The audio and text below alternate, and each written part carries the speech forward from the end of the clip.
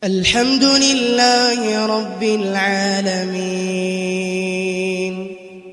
Ar-Rahmanir Rahim Bismillahirrahmanirrahim. Assalamualaikum warahmatullahi wabarakatuh. Apa kabar semuanya? Kembali lagi di channel Iyyaka na'budu wa Kali ini iyyaka nasta'in kita akan belajar Ihdinas siratal sejarah peradaban Islam, sejarah peradaban yang dibangun oleh kaum muslim. Kali ini saya bersama teman saya. Kali ini kita akan belajar sejarah masuknya Islam pertama kali di Prancis. Sejarah masuknya Islam pertama kali ke wilayah Prancis. Kapan sih pertama kali? Itu di masa Bani Umayyah. Di masa Bani Umayyah itu sudah mulai ada usaha untuk mendakwahkan Islam ke wilayah Prancis. Selama kurang lebih usaha itu 40 tahun. Dari tahun 98 Hijriyah sudah mulai mau mendakwahkan Islam ke wilayah situ. Maka ini adalah usaha yang luar biasa yang dilakukan oleh para khalifah dari Bani Umayyah I yang berpusat saat itu di Damaskus, di Suriah. Mereka ingin mewujudkan janji Nabi Shallallahu Alaihi Wasallam, yaitu menguasai wilayah Konstantinopel. Kan dahulu Nabi Muhammad Shallallahu Alaihi Wasallam sudah pernah berjanji bahwa umatnya itu akan menguasai dan menaklukkan Konstantinopel. Konstantinopel ini merupakan jantung kekuasaan Imperium Romawi saat itu. Karena kekuasaan Romawi di Palestina, di Suriah itu sudah digeser oleh Khalifah Umar bin Khattab radhiyallahu anhu, bahkan menjadi pusat kekuasaan Bani Umayyah. Nah, ingin mewujudkan janji Nabi Shallallahu Alaihi Wasallam, Bani Umayyah itu melakukan usaha untuk menaklukkan wilayah Eropa, menyebarkan Islam ke wilayah Eropa. Kurang lebih 40 tahun usaha yang sangat besar, dakwah dan jihad yang mereka lakukan.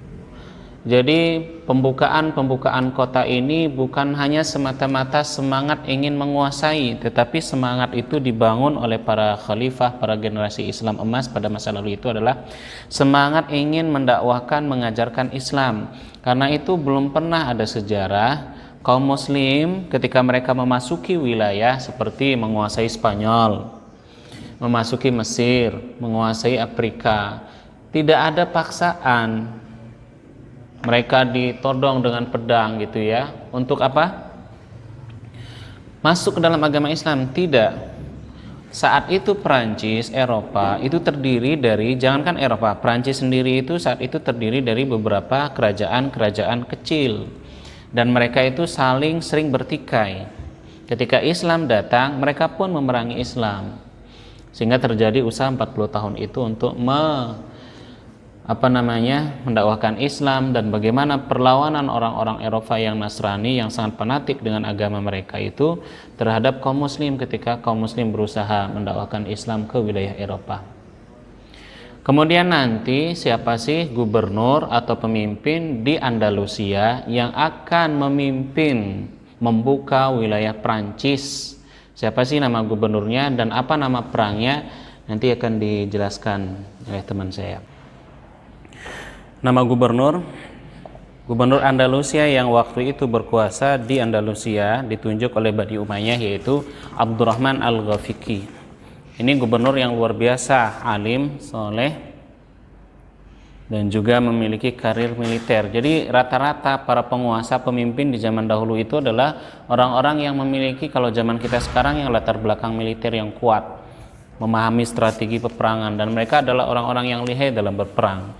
Jadi tidak hanya pandai dalam mengurusi pemerintahan, tetapi mereka itu juga pandai ketika di medan perang.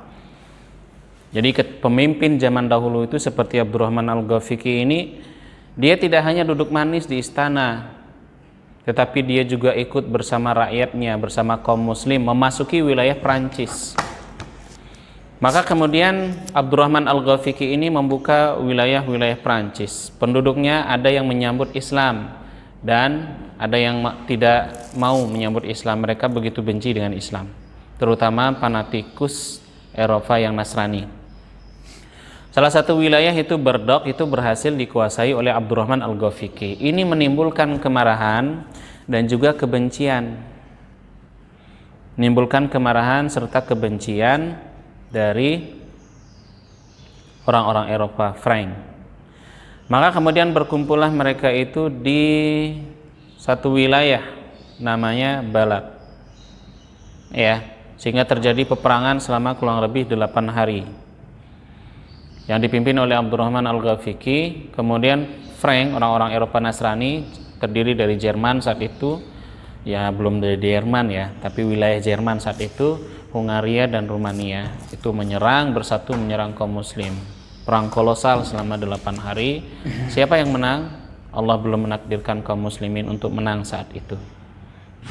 Allah Subhanahu wa taala belum memberikan kemenangan kepada kaum muslim saat itu.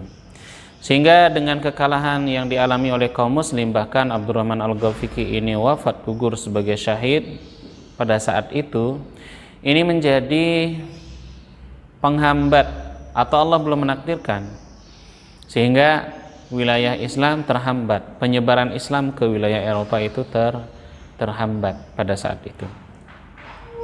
Kalau peperangan itu besar dan dimenangkan oleh kaum muslim, maka ini menjadi pintu pembuka wilayah Eropa. Sebagaimana janji yang kedua. Kalau tadi kan Konstantinopel yang sudah Konstantinopel.